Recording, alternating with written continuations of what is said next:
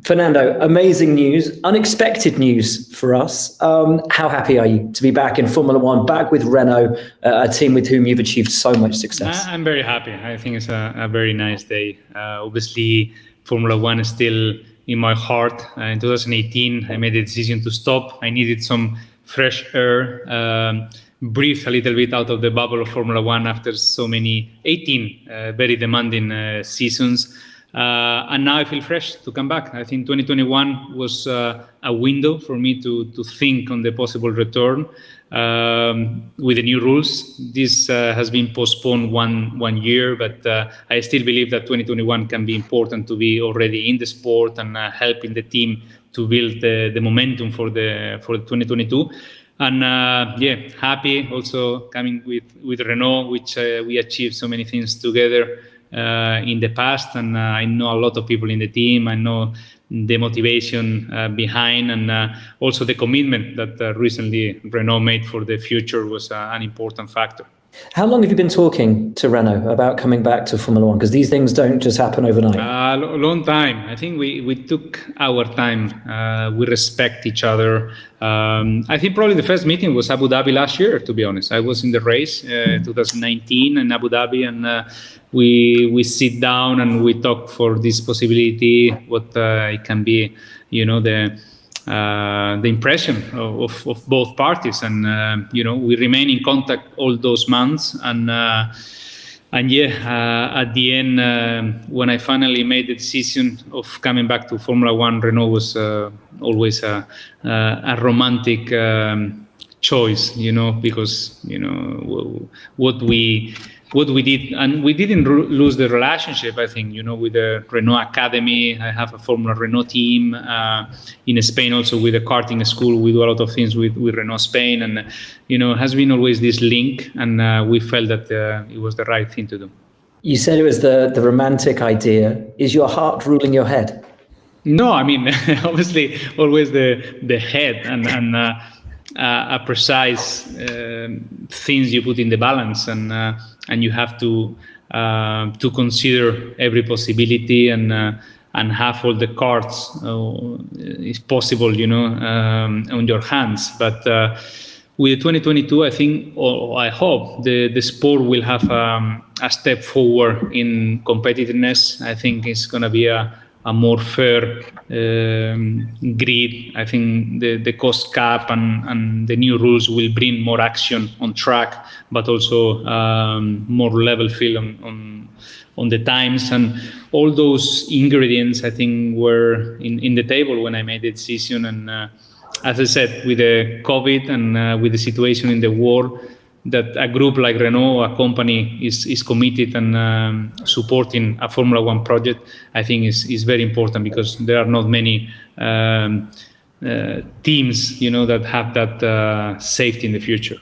I know before we've discussed it, and you said that in the times in Formula One that were the hardest for you, were the times when you'd forgotten to enjoy yourself. How much is you coming back about you having fun and enjoying yourself, and how much is it about getting back on that top step of the podium and getting back to winning ways where you so love to be? Well, right now I think the mood that I have is to come back and enjoy. Obviously, when we close the visor, we aim for the win, and every championship that you start, inside you there is some fire of winning, and you need that, to motivate yourself, and to train every day, and to work every day, go in the simulator, do all the PR stuff, work with the sponsors. There is many things off track that you have to be motivated, and you have to have a clear target on track. So winning is going to be always there, because I'm a very competitive person. But I think enjoying myself, driving these cars, having fun, while you are on the weekend, will be a key part. And probably a new Fernando is coming after 1 year and a half. I grew up as a person, as everyone grows up in 1 year and a half, as a driver as well, different driving styles in different categories, different needs. Endurance is a extreme team effort and a team sport. So that was very nice to share the team and everything with the teammates.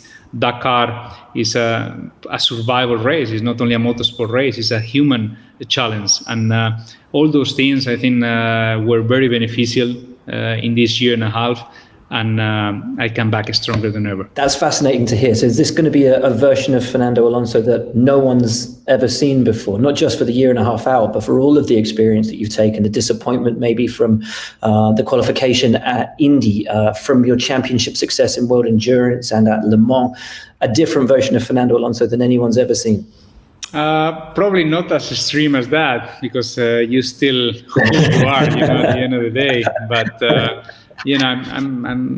I'm calm right now, and I'm happy with everything that is happening. I'm thankful to everything that is happening. Sometimes when you are in Formula One, so active and so much into the hour by hour or day by day things to do, maybe you lose perspective and you lose the general view that I have now that I was outside. So, I will try to enjoy. I will try to make the most of it. I will try to be as fast as I can, and and making life not easy for our opponents.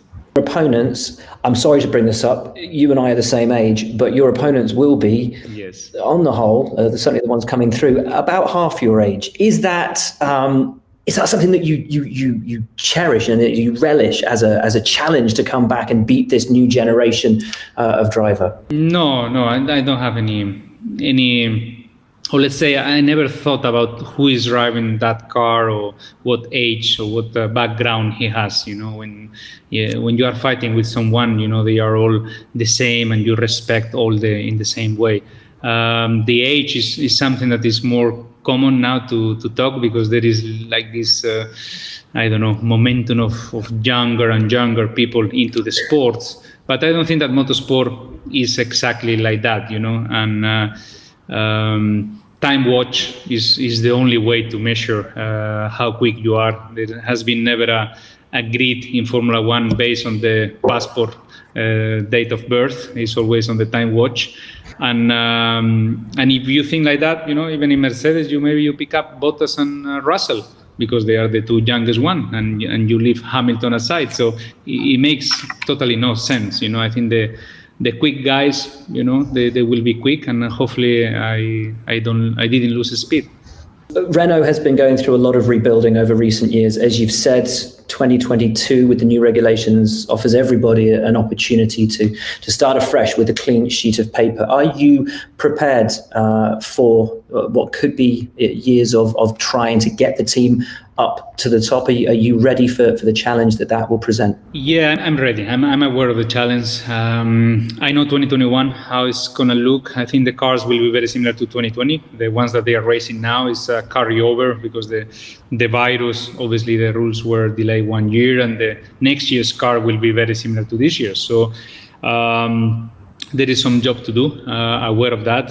2022 is an opportunity, but it's not probably a magical thing. You have to work on it, and you have to build the momentum also in 2021, even if the results are not the ones that you were hoping or the fans will love to see in every race. But behind scenes, we need to see some progress, and we need to build that momentum and that motivation that we need from everyone in the factory. I think we did it one time.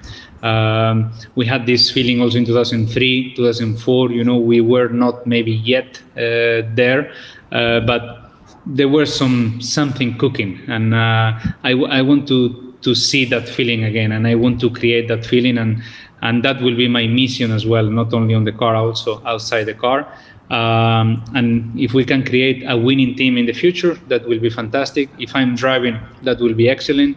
If I'm not driving anymore and it's a Renault Driver Academy driver that is driving that car, I will be happy as well, because we created something that can be a winning contender. It's impossible not to hear the love that you have for Renault, and that's natural given the success and the amount of time you spent at that team. And it sounds like you can't wait to get started.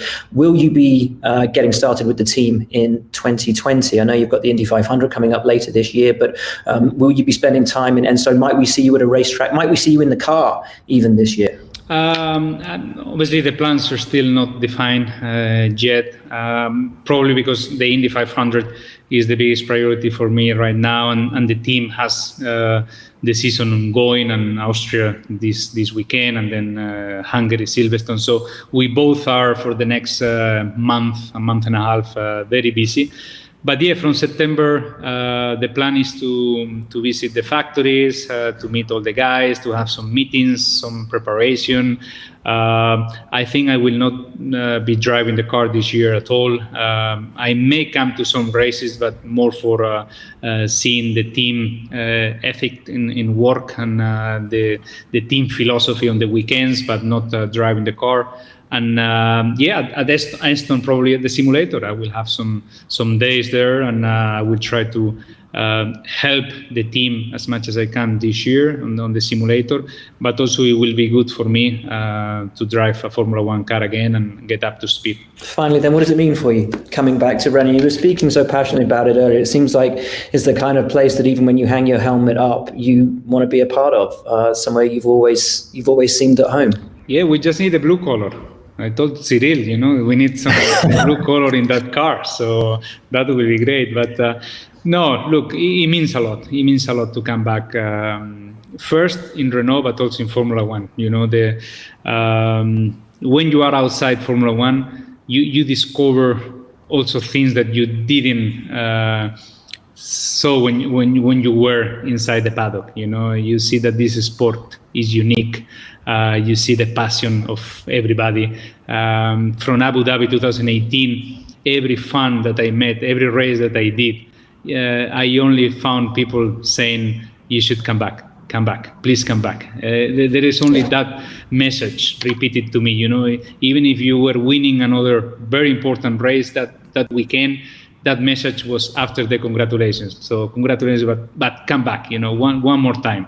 And that Formula One probably you only see when you are a little bit away of it. And now I'm ready to embrace all of that. I'm ready to enjoy the sport, and I'm happy.